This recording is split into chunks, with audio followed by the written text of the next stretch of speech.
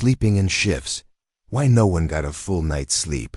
Before electricity, the night wasn't meant to be slept all at once long before streetlights hummed overhead and digital clocks blinked beside beds. The night was not something to be conquered in a single stretch. It was broken, fragmented, and that wasn't unusual, it was the norm. In medieval Europe, particularly before the widespread availability of artificial lighting, people experienced what was known as segmented sleep. You might not have heard of it before. Most people haven't, but for centuries, across cultures and continents, humans didn't sleep in one solid block of 8 hours. They slept in two distinct phases, first sleep and second sleep. And nestled quietly between these periods was an hour or two of still, wakeful time, a moment of pause in the middle of the night when the world felt both entirely asleep and mysteriously awake. Asterisk. If you had lived in rural England in the 14th century, for example, your evening may have followed a common rhythm.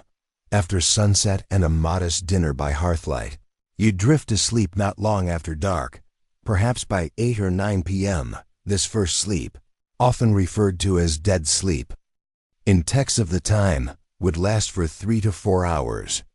Then, as if guided by an internal bell, you would wake, not suddenly and not alarmed, but with a calm sense of alertness. This waking period wasn't considered insomnia. It wasn't a problem to be fixed. It was expected. Asterisk during this interlude, you might stoke the fire, pray, think, write in a journal if you were literate, or even visit a neighbor. Some households engaged in quiet conversation, others in sex or in contemplation. This wasn't a rushed time. It was natural, gentle. After an hour or two, you'd return to bed for your second sleep, a lighter, dream-filled rest that would carry you to sunrise. Asterisk. Historical records from the 16th century make frequent mention of these segmented sleep patterns. A 1594 medical manual notes that the time between sleeps was best suited for study and reflection. In the Canterbury Tales, Chaucer alludes to night as being divided, and numerous court depositions from the Old Bailey in London mention people committing or witnessing events between first sleep and second sleep. It was common knowledge, a quiet cultural understanding that vanished as suddenly as it had once formed. Asterisk. But why did people sleep this way? Was it simply a matter of biology, or did their environment and way of life dictate it? Without electricity, the night was truly dark. Candlelight and oil lamps were expensive. Most couldn't afford to keep them burning long into the night. So naturally, sleep followed the sun. When dusk came, it was time for rest. When dawn broke, it was time to rise. But the space between, that mysterious window in the night, served as a kind of emotional and mental outlet, a time to process dreams, thoughts, or fears in the gentle hush of early night. Asterisk. In many ways, segmented sleep was better suited to the rhythms of medieval life. Days were long and laborious. The body needed rest, yes, but it also needed space. Space that modern people rarely give themselves. This interlude, that soft middle of the night, gave people an opportunity to reset, to ponder, to simply exist. Some monks even considered it a sacred hour, using the time for nocturnal prayer known as vigils. Families might share stories or plan the next day's work. There are references in French and Italian medical texts describing this midnight wakefulness as the watch, and rather than discourage it, doctors of the time encouraged light activity, gentle movement, or quiet prayer. Asterisk. Interestingly, modern sleep research seems to support the idea that this segmented sleep may be more in tune with human biology than our current 8-hour consolidated model. In the early 1990s, psychiatrist Thomas Ware conducted an experiment in which participants were exposed to natural light cycles. After several weeks, their sleep began to break into two distinct phases, mirroring the ancient pattern of first and second sleep. In other words, left to our own devices, without screens, electricity, or alarms, we might naturally return to this rhythm. Asterisk. And yet, if segmented sleep was so normal, why don't we follow it anymore? Why does the idea of waking at 1 a.m. feel like a problem instead of a possibility? Asterisk. That shift began with the rise of artificial lighting, first gas lamps in cities, then electric bulbs in the late 19th century. Night was no longer dictated by the sun. People stayed up later, worked into the evening, and began consolidating sleep into one block. By the early 20th century, references to first sleep and second sleep vanished from diaries, letters, and literature. Sleep was now supposed to be uninterrupted. 8 hours became ideal. Anything less was a failure. Anything interrupted was a disorder. Asterisk. But what did we lose in that transition? What happened to the quiet hours in the middle of the night? That space for thinking, dreaming, even visiting neighbors? Did something deeply human fade with the flick of a light switch? Asterisk. And what might it feel like, even now, to return to that older rhythm of rest? Asterisk. When the night belonged to the living by the dim flicker of hearth, by the soft glow of a rushlight, the space between first and second sleep offered something the day could not: stillness without judgment. In that dark quiet, people did not rush. They were not expected to perform. And in many corners of pre-industrial Europe, this brief period of night wakefulness became a sacred ritual, not just private, but also social, creative, and surprisingly productive. Asterisk. What did people actually do during this midnight interlude? The answer varies more than you might expect. While elite households sometimes use the time for reading, reflection, or even solitary prayer, rural families, which made up the vast majority of the population, often tended to chores too dangerous or impractical during daylight. You might rise to check on livestock, bring a log in from the stack, or settle a baby back to sleep. Candles, often a luxury, were used sparingly, so you moved by instinct or moonlight. Asterisk. In some small villages, it wasn't uncommon for neighbors to cross doorsteps during this period, especially in winter when long nights made for extended periods between sleeps. Quiet knock, familiar face. A warm drink, maybe a shared slice of preserved bread. There was a kind of social permission in these early hours, a liminality that softened otherwise rigid routines. It was a time out of time. Asterisk. Letters from 17th century England described farmers exchanging ideas over cider at 2 a.m. One French court record from 1638 notes 2 midwives assisting in a delivery between sleeps and staying afterward for what was described as a calm visitation. These weren't strange occurrences.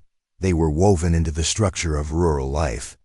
Even intimacy was common during this period. In fact, medical texts from the Renaissance often advised couples to conceive between first and second sleep, believing the body to be more relaxed and receptive then. Sex wasn't rushed. It didn't happen just before exhaustion.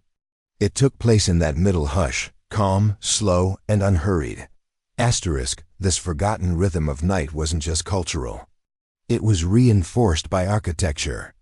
In many medieval and early modern homes, beds were designed with curtains not just for warmth, but for privacy, even within the same room.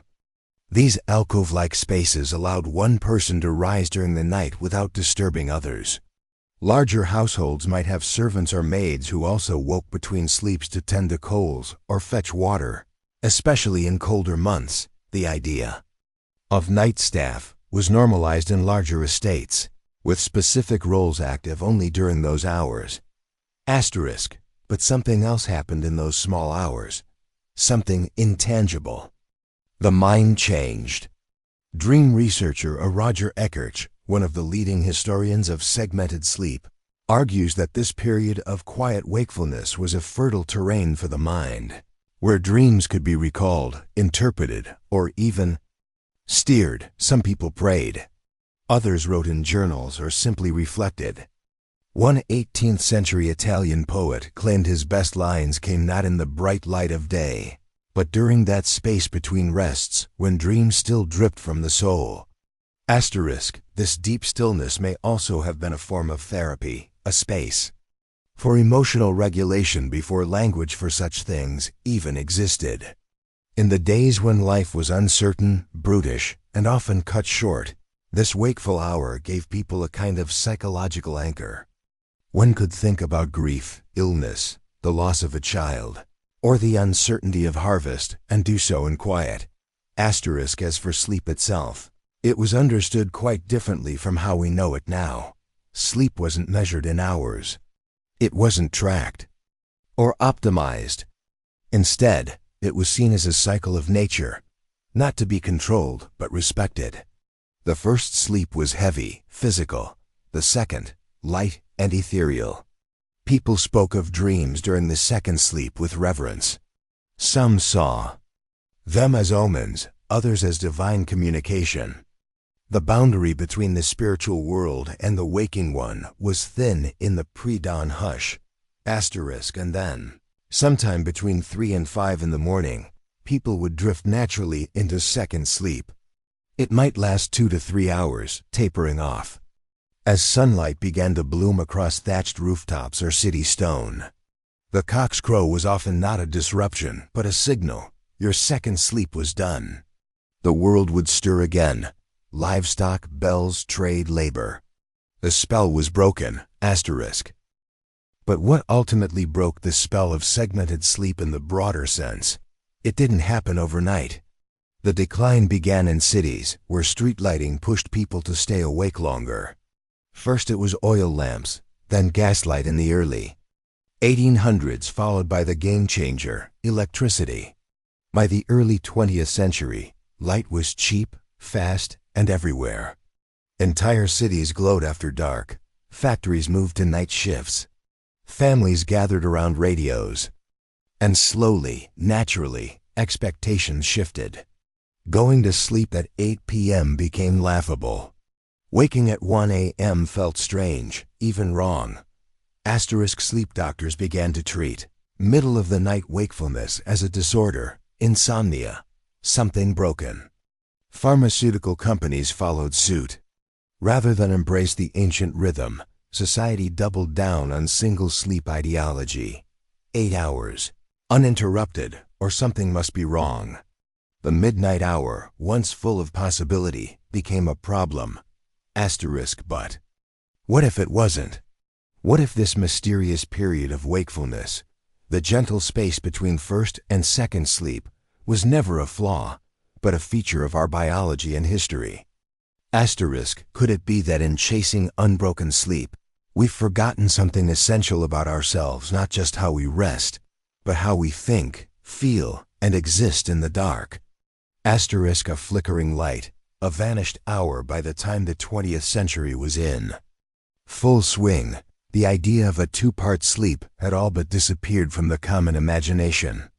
You could read every etiquette guide, medical manual, or family journal from the 1920s onward, and you would rarely find mention of first sleep or its gentle twin, the second. Where had it gone? The answer was simple: light, artificial, unrelenting and bright, had pushed it into the shadows. Asterisk, urban centers led the way. With the rise of the electric bulb in homes, businesses, and streets, the natural rhythms of sun and moon lost their authority. Electricity didn't just illuminate spaces. It redefined time itself. People stayed up longer. Social life moved later into the evening. Even children began to sleep on schedules that defied sunset. In just a few decades, the world rewired itself. And somewhere in that transition, we forgot how we used to sleep. Asterisk, we didn't just lose a sleep pattern, we lost a way of relating to night.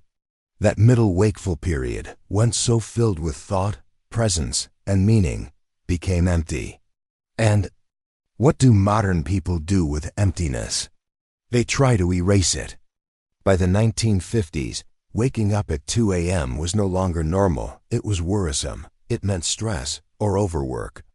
Or, worst of all, insomnia. Asterisk, you may find it strange, but the medical establishment reinforced this. As sleep became more scientific, doctors began measuring it, slicing it into phases and giving it benchmarks. A full night's sleep needed to be continuous. 8 hours became the gold standard. Waking in the middle of the night was seen as pathological, something to be corrected with pills or therapy. Asterisk, but not everyone forgot. Among the rural elderly, those living far from electric grids, on farms or in remote villages, memories lingered. Anthropologists in the 1960s, interviewing older residents of Appalachia, rural France, and Eastern Europe, found passing mentions of segmented sleep. One man in Romania, born in the 1880s, called it the pause and remembered using that time to whittle wood, pray, and visit his cousin 2 doors down for pipe and silence. He didn't think it unusual. That's what the dark was for, he said. You don't waste a good quiet. Asterisk today, most of us live without that pause. We fear it. We medicate against it. We fill the dark with phones, television, podcasts, or silence that feels uncomfortable instead of sacred.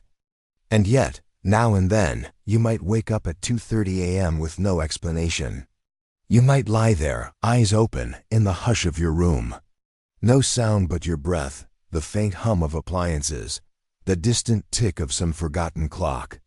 You might wonder, why? And if you do, maybe, just maybe, it's not insomnia at all.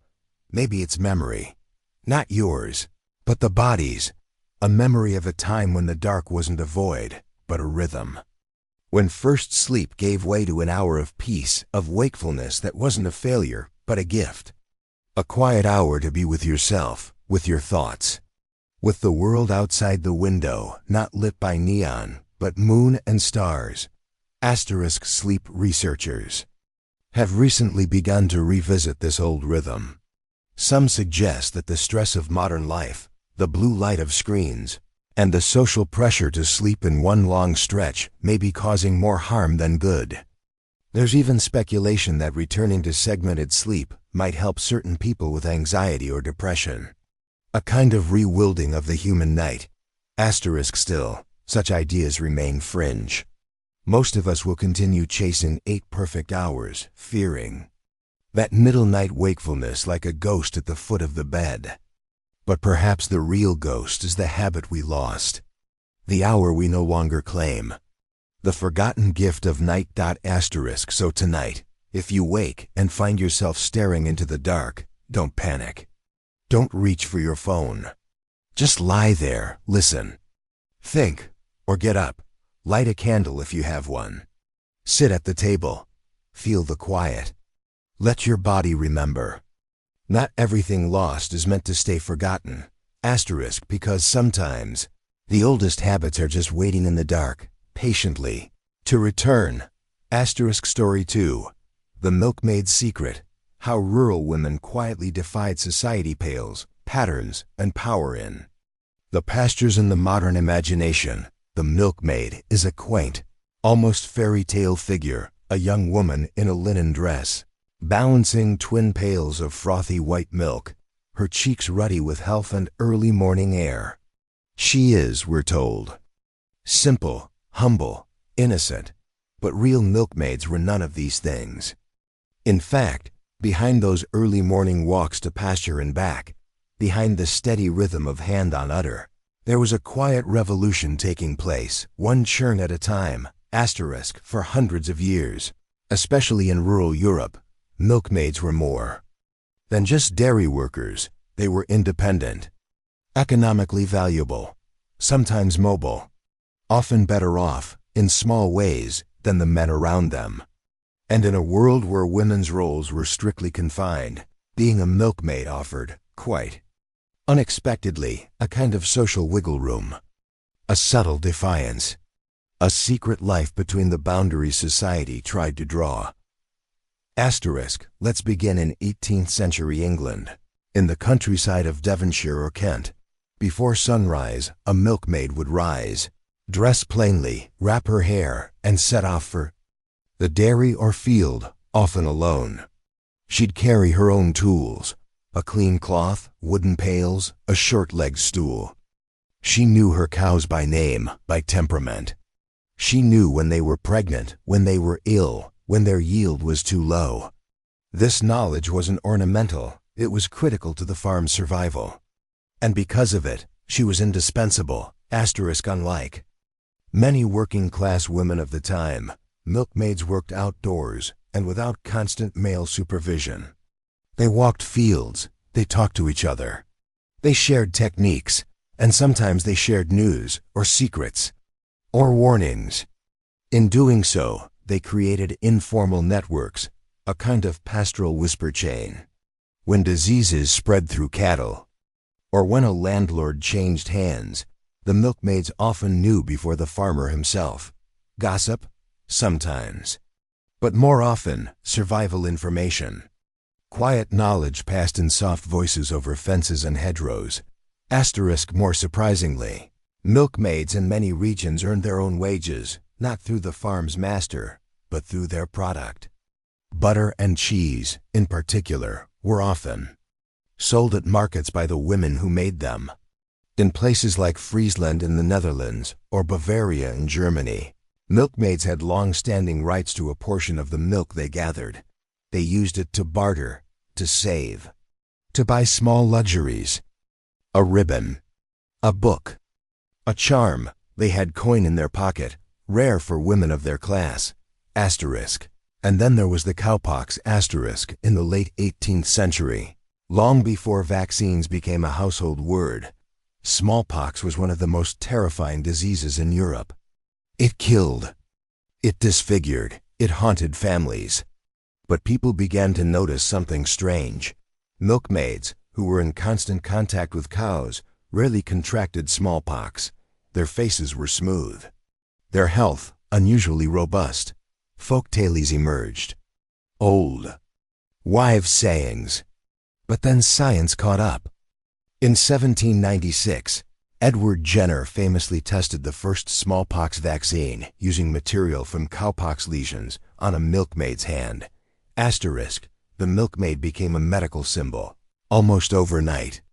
Engravings depicted her as clean-faced and angelic, untouched by disease. In some circles, she was even romanticized, the blessed girl of the pastures. But these images missed the point. The real milkmaids weren't passive beneficiaries of cowpox.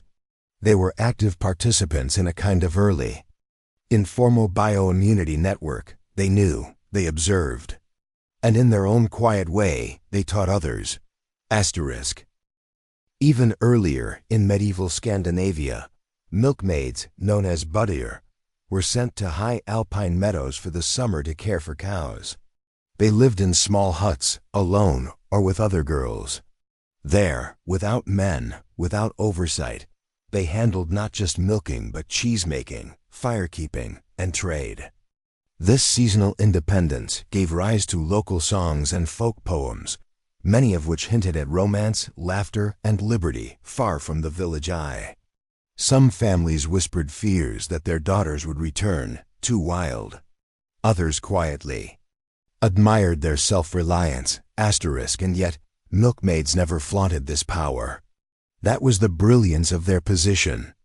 They operated within the bounds of acceptability, never pushing openly, never breaking the rules. They bent them, shifted them, made space in corners. A milkmaid could speak her mind to a cow. She could hum whatever song she pleased in the barn. She could plan, dream, save. In a world where women's voices were often drowned by church bells and town criers, the early morning barn offered a curious kind of sanctuary. But how did society react to this quiet autonomy? And what happened when it became too visible? The danger of being too independent. By the early 19th century, the world was changing. Industrialization crept into rural landscapes. Markets became more centralized. Towns grew louder. Cows in many regions were herded into commercial dairies. And with these shifts came a quiet tightening of control, particularly over women like the milkmaid, whose quiet independence had once passed unnoticed. What had been considered harmless now looked suspicious. The solitary walks, the earnings, the confidence. Society, especially male-led institutions, began to feel the tension. In England and parts of France, rural clergy grew concerned. Sermons reminded parishioners that idle chatter between girls in the fields may loosen the tongue towards sin.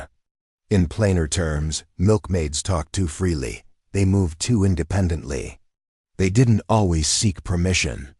There were whispered fears of temptation in the meadows, and warnings that dairymaids ought not walk to market unaccompanied.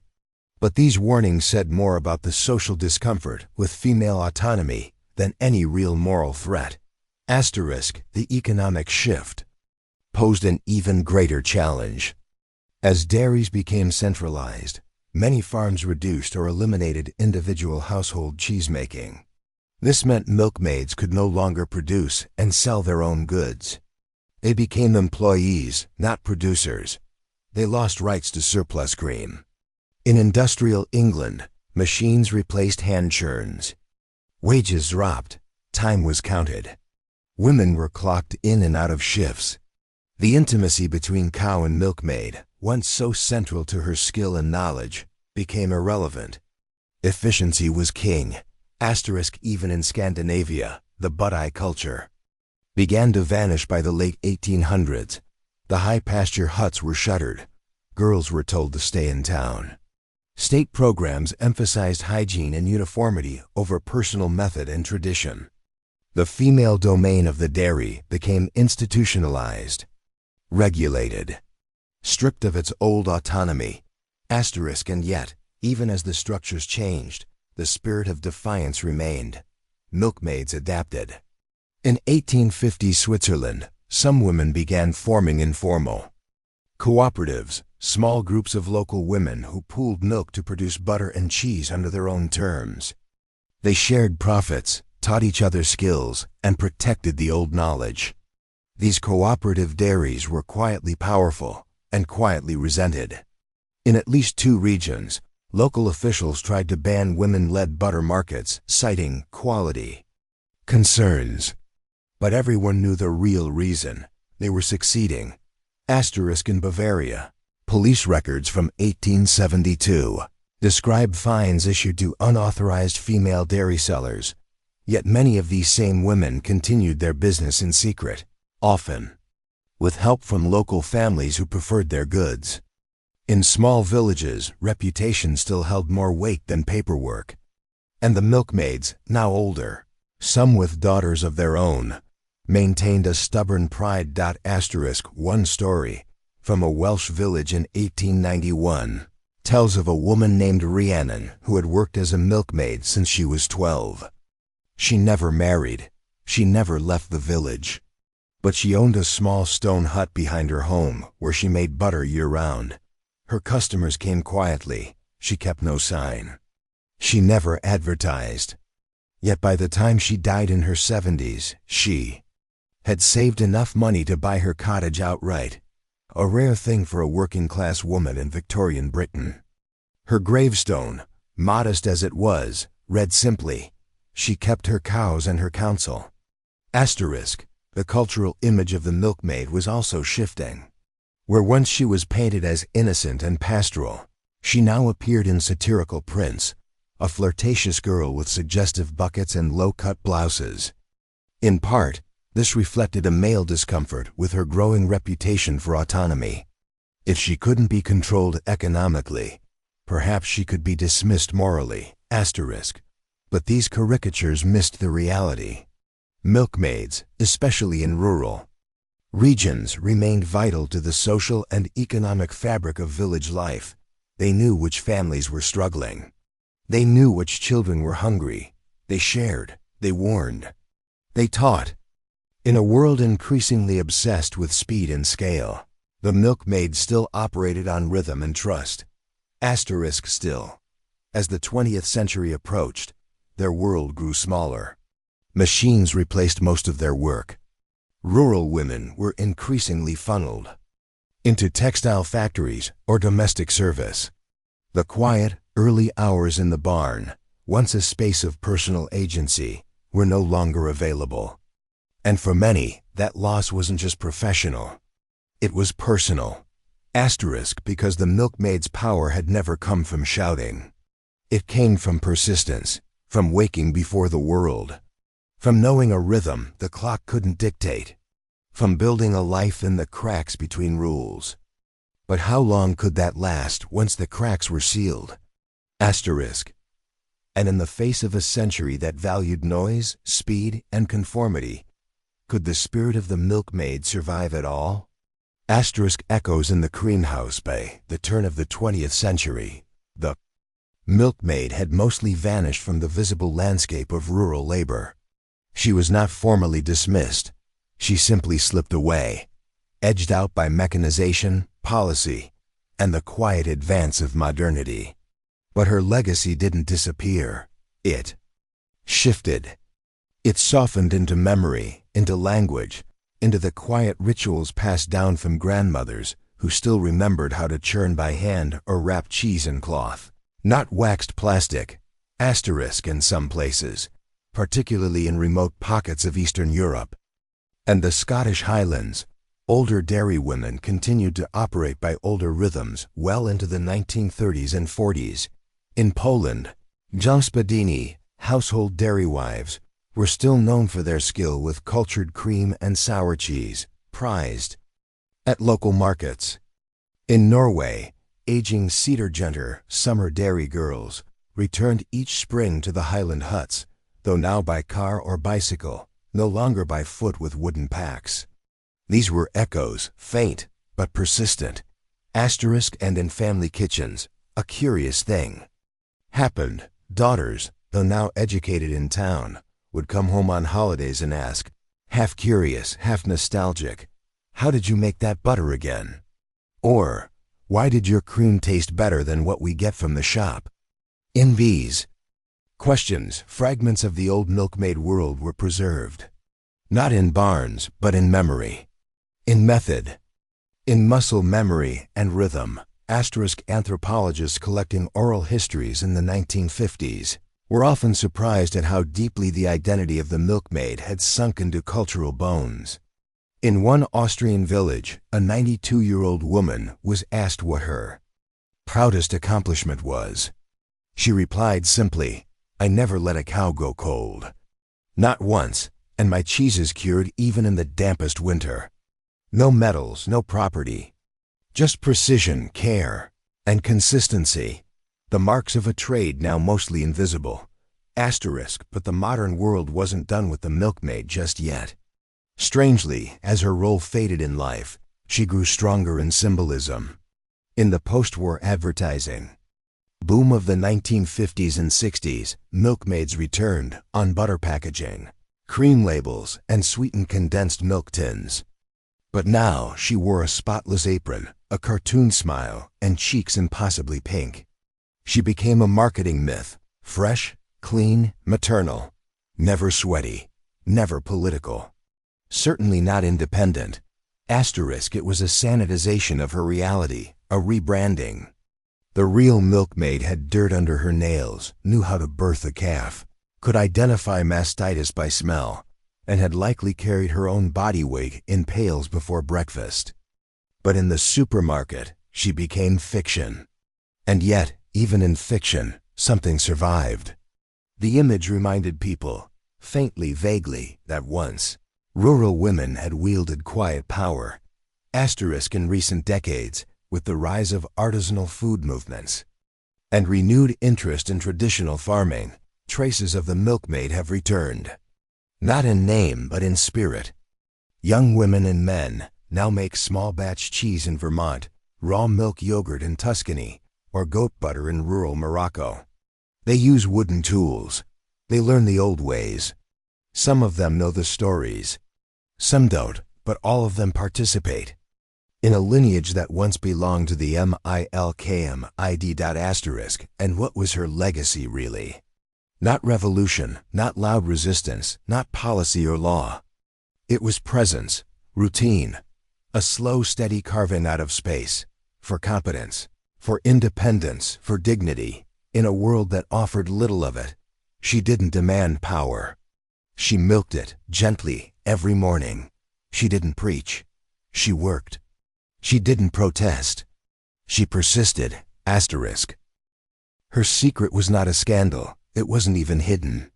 It was simple. She did her work, and through it, claimed a life a little freer than the one written for her. And in that quiet claim, the milkmaid defied the world, not with a shout, but with the soft squish of a stool in hay and the rhythmic hush of warm milk filling a wooden pail. Asterisk. Even now, somewhere in the early morning dark, a woman lifts a lid from a cooling tub of milk. She leans over, sniffs, stirs. She works while the world sleeps. And maybe, just maybe, the spirit of the milkmaid, her patience, her quiet rebellion, is still alive, waiting to be remembered. Asterisk. Story 3. The Button Tax Revolt, when clothes nearly caused a revolution. Thread. Taxes and trouble in the tailor's quarter. It might sound absurd now, but once upon a time, a row of buttons could cost you your livelihood.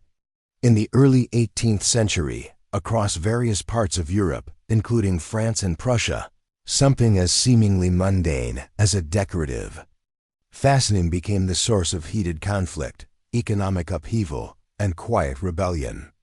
This was the age of the button tax, a fiscal policy so strange, so infuriatingly specific, that it nearly unraveled entire communities of tailors, dressmakers, and small merchants. Asterisk. To understand how it happened, you must first picture the fabric of urban life in the late 1600s and early 1700s. Clothing was not merely functional, it was symbolic. Buttons weren't just closures. They were a language. A man's rank, income, or guild affiliation could be understood by the type, material, and even the number of buttons on his coat. A woman's station might be guessed by the number of ornamental closures on her bodice or sleeve. Buttons were not mass-produced. They were hand-forged, hand-sewn, or carved, often by skilled artisans working in candle-lit rooms with tiny tools and aching backs. Asterisk. In Paris, London, Vienna, and Berlin, entire neighborhoods were built around these textile economies. Button makers, haberdashers, dyers, thread spinners, and tailors lived and worked in tightly knit districts. They collaborated, competed, and sometimes formed guilds to protect their trades from outsiders or innovation. Within this fragile economy, buttons were surprisingly powerful. They were, in many ways, currency, valuable, taxable, and dangerously visible. Asterisk. Governments, perpetually hungry for new revenue streams, began to notice. In France, under Louis XIV, court fashion had reached extravagant heights. Aristocrats wore coats with dozens of gleaming buttons, often made from silver, ivory, or mother of pearl. Their splendor was not cheap. When the War of Spanish Succession drained the royal treasury, ministers began hunting for ways to tax vanity without sparking outright revolt. Enter the button tax. Asterisk. It began as a luxury levy, a small fee imposed on the production and sale of ornamental buttons. It was justified as a tax on excess, but excess is a slippery thing. Soon, it was extended to include buttons made of pewter, then bone, then even painted wood. Tailors were required to track and declare every button they affixed, and sellers had to report how many they stocked each week. For compliance, cities employed button inspectors, petty bureaucrats tasked with counting fasteners on garments and issuing fines for unlicensed closures. Asterisk. The effect was immediate. Button makers faced rising costs. Tailors saw their clients dwindle. Customers, fearful of fines, requested fewer fastenings or switched to simple ties and hooks. Entire fashion trends shifted. Sleeves were cut differently. Coats became plainer. And yet, the demand didn't vanish. It went underground. Asterisk. Street tailors began to offer ghost buttons, fake closures stitched tightly shut, or buttons sold with matching ties to avoid penalty. Some wore coats with hidden rows of closures, under folds of fabric, risking a fine for fashion's sake. And in the back rooms of haberdasher shops, you could buy unlicensed buttons, smuggled from towns where the tax had not yet taken hold. Button running, yes, that was a real phrase, became a minor criminal industry. Asterisk, but what made this policy truly volatile wasn't just economics, it was pride. For artisans, especially guild members, this tax felt like a direct insult. Their skill, their craft, their attention to detail, all reduced to a tax form. Tailors began to meet in secret to discuss resistance. Some refused to comply and were fined heavily. Others took quieter paths. They misreported counts, altered receipts, or disguised buttons as decorative seams. In Berlin, a group of journeymen published an anonymous pamphlet titled "The Tyranny of the Thread," mocking inspectors and warning of a coming storm of seams and scissors. Asterisk, at first, the authorities ignored it. It was, after all, just about buttons. But that was the problem. The more trivial the issue seemed, the more it symbolized everything else people resented: overreach, inequality, surveillance, and the erosion of dignity. And so, what started as a clever little tax would soon become a flashpoint. Asterisk, and what would happen when the needle turned into a weapon. Asterisk, a stitch in rebellion by 1715 in several European cities. Button taxes had become a subject of tavern mockery and late-night political sketches, but beneath the humor, discontent simmered. In Lyon, Paris, and Leipzig, tailors' guilds had quietly begun to organize. Not with signs or marshes, that would have been illegal, but with silence, refusal, and sabotage. Customers were urged to request hidden fasteners. Journeymen spread quiet rumors that tax officials were corrupt. And in Berlin's tailor quarter, apprentices began chalking circles, the old guild mark, on shop doors in defiance. Asterisk. The authorities responded predictably, with more enforcement. Button inspectors now traveled with guards. Spot checks became common, especially at marketplaces and church gates, where dress could still serve as evidence of tax evasion. In one well-documented case, a shoemaker's wife in Dresden was fined for wearing a bodice with 12 polished buttons instead of the permitted 6. Her defense? They were passed down from her mother, a line that had become common. Still, she was charged, and the buttons confiscated. Asterisk, this public humiliation, small as it was, ignited fury in the textile trades, not because of the money, but because of the principle.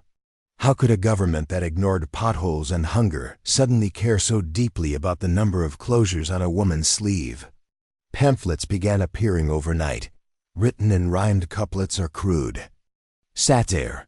They tax our buttons, what is next? Our beds, our shoes, our children's necks. Then came the turning point. In 1720, in the city of Rouen, a group of tailors refused to pay the annual button tax license. Their guild funds had been drained by repeated fines, and their members were losing work. Instead of negotiating, city officials ordered the arrest of 2 senior masters, both in their 60s. They were taken at dawn, in front of their apprentices, and jailed. Asterisk, within hours, work stopped across the quarter. Not just among tailors, but cobblers, wool merchants, even bakers sympathetic to the cause. Street vendors shouted, "No more buttons, no more bread." Raucous, perhaps exaggerated, but undeniably united. Over the next 3 days, quiet chaos reigned. Markets emptied, needles dropped. Officials were jeered in the streets. Asterisk, the unrest was too local, too contained, to be called a revolution. But it left a mark. The button tax in Rouen was quietly suspended, not repealed, just left uncollected. In nearby towns, inspectors grew cautious. In Paris, a nobleman quipped, "I'll not wear silver buttons again, lest my valet be arrested for counting them." Humor, but with edge. Asterisk, by the mid-1730s, the button tax faded from most European cities. It wasn't officially abolished. It just slipped away, like so many strange policies do, left to die under the weight of its own absurdity. Tailors returned to work. Customers wore buttons freely. The rebellion had succeeded, not by breaking windows, but by bending needles and raising eyebrows. Asterisk. But what was the cost? How many trades were lost? How much dignity frayed? Asterisk. The last buttonhole in the years that followed. The tale of the button tax drifted into half-memory. Tailors spoke of it in workshops, warning young apprentices to always read the law closely, to never let power count their stitches without reason. In some cities, you could still find graffiti from that era, tiny button symbols etched into the stone lintels of old shops, like quiet badges of defiance. Asterisk. But the deeper lesson wasn't just about buttons. It was about the quiet power of labor, of detail, of the craftsman's pride. In an age where politics was loud and masculine, this was a rebellion fought in back rooms, whispered over thread, passed hand to hand in patterns and design. The needle became, if not a sword, then a protest in steel and silk. Asterisk. Historians today often overlook the button tax revolt. It lacks the drama of fire or revolution. There were no martyrs, no declarations, just a small storm in the tailor's quarter. But it mattered. It showed that even the smallest things, the things we fasten without thought, can become the center of a story about dignity, autonomy, and the right to sow one's own path. Asterisk. And perhaps when you dress in the morning, buttoning a shirt or coat without a thought, you're touching the legacy of those who once risked arrest over just such an act. Not for fashion, but for freedom. Not loudly, but with care, with thread, with memory. Asterisk. Because sometimes the strongest protest is the one stitched quietly right beneath the seams. Asterisk.